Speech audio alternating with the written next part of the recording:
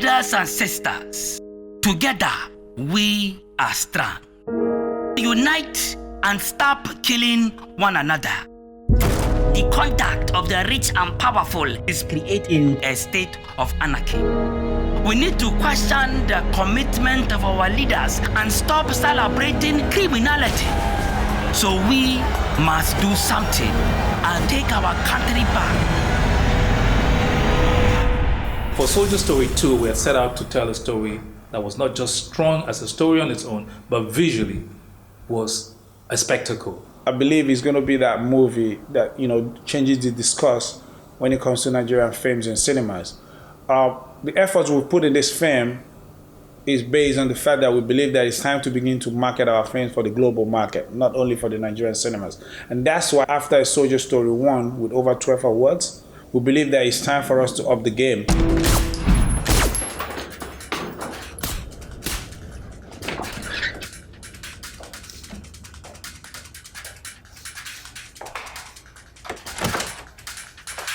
To do that, we needed to get the best. Starting from the camera, my camera of choice was the Red Dragon because we could shoot on 4K, 6K, and the variable frame rates.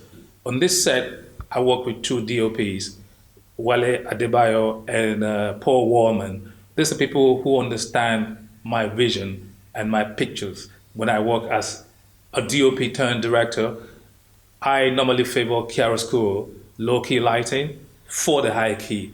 And I shoot from the darkness to the light. And it makes for a better picture for what the stories I tell, as a matter of fact. I'm not saying high key isn't great, but that's the way I work. And these DOPs totally understand my style of working.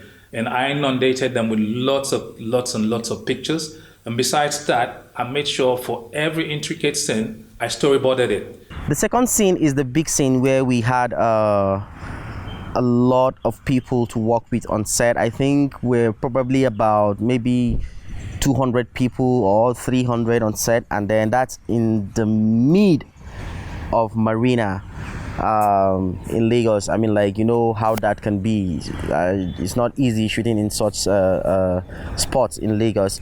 So we planned a day before.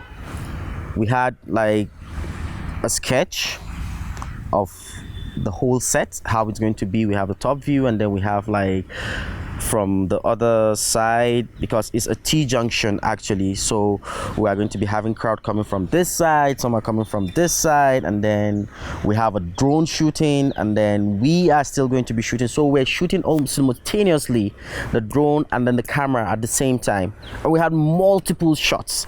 So we had to make sure that everybody was on point, and there was no room for mistakes at that point. So there's no room for say, okay, we're going to take this again, or we're going to arrange this again, because everything was going to be timed, and you have to get that done once and for all, and you're out of there, because we have exactly say maybe 2 hours to shoot there.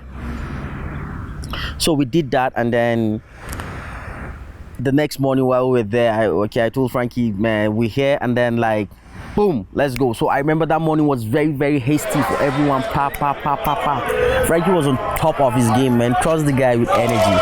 And so we did that, and it went really, really smooth. I really loved that particular scene.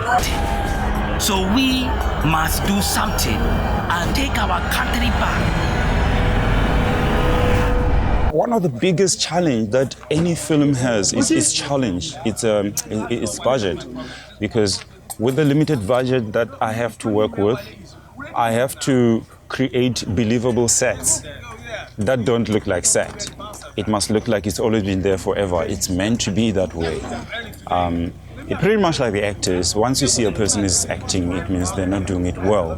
They must just be organic and natural. So I did my best to make the set believable, organic, because the characters are different. The sets were very specific to each and every character. Specific, honest, believable. They came out well. For example, you take a character like Mr. Hammersmith, who's an Englishman, Leonard.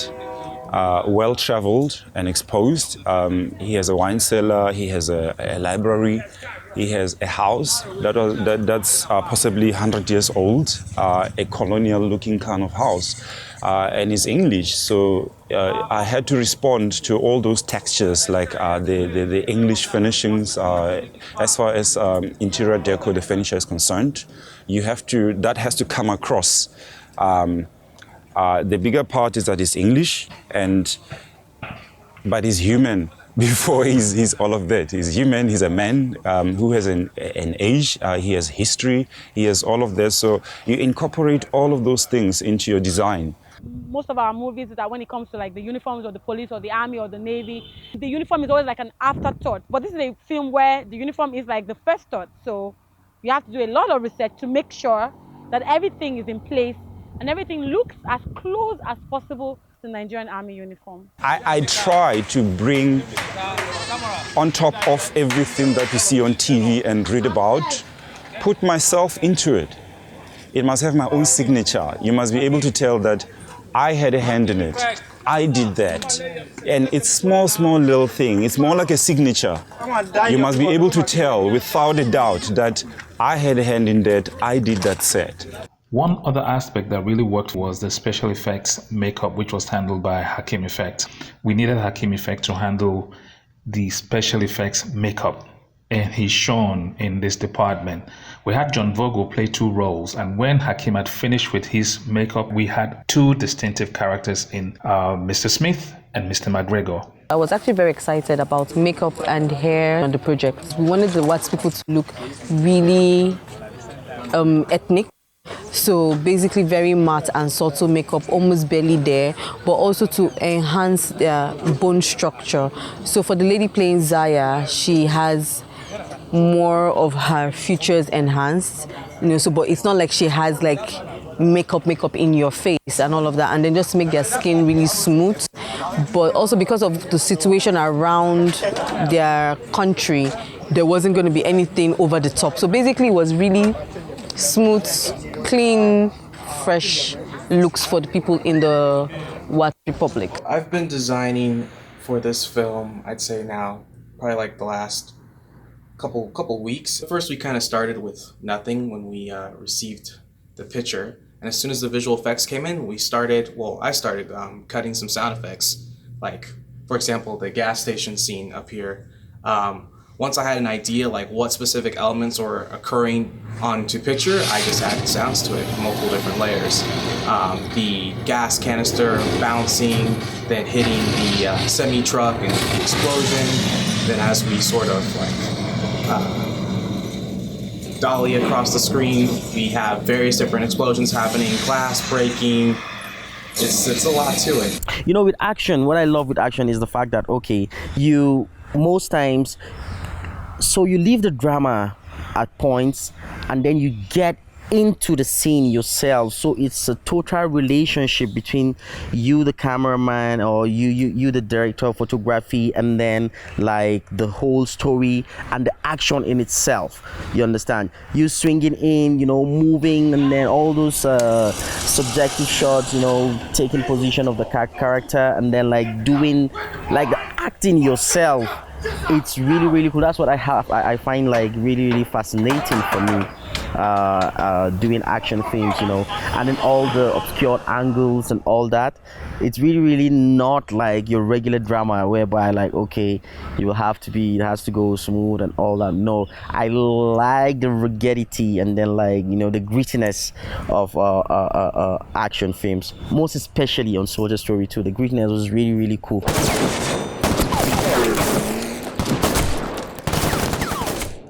The most challenging things I've come across while working on this project would probably be the shootout scenes.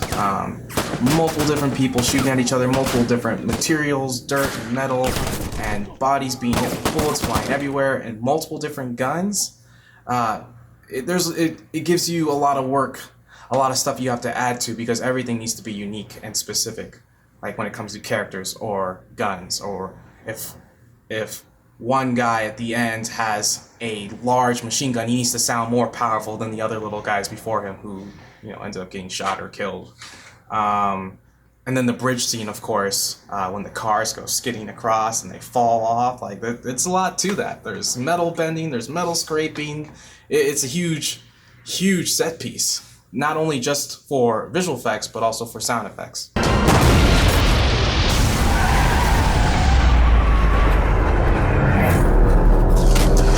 have so much to live in this movie, and a lot of people ask, why will you go this far to create such a film in terms of budget and all that? And as a producer, that's the kind of situation you find yourself. How do I balance the artistry from the director's demands and the budget from my executive producers?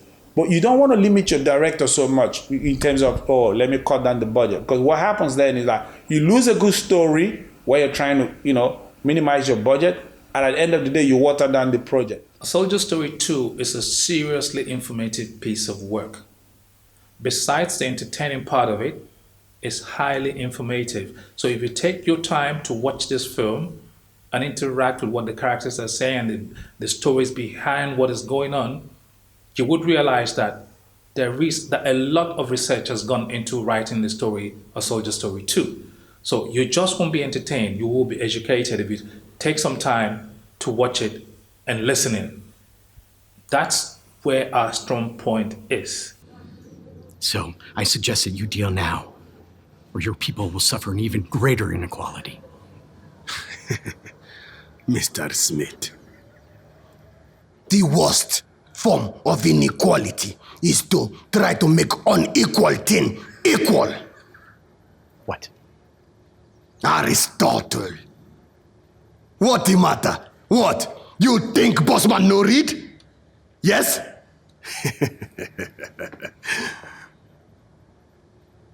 As long as poverty and gross inequality persist in our world, none of us can truly rest. You know who said that? Plato? Wrong. Nelson Mandela. I see a lot of films, back in the day, they did a movie, the Rising Sun, about the Biafran War, and it had Bruce Willis in it. And that film was shot in Arizona. I mean, you can imagine how I felt as a filmmaker. Why are you making a Nigerian film? Our story, our pain, you're telling it in Arizona. You should have been telling that story right here, maybe somewhere in Enugu where, the actions actually happen.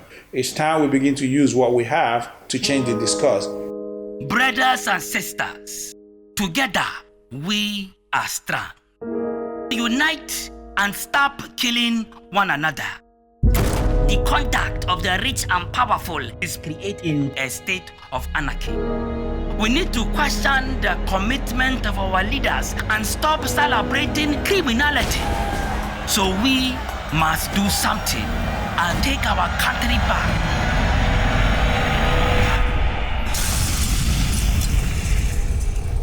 Did anyone survive? Mysteriously, they did.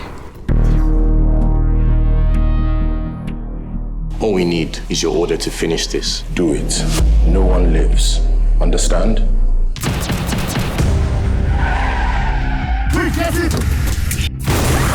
We lost them, sir. They had help.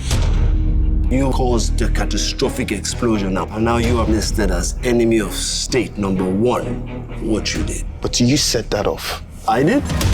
This whole thing is a charade, not an insurgency attack. Are you sure about this? Imagine how rich you'll be with full control over the soon-to-be oil-rich region of the country. Just partner with us to progress.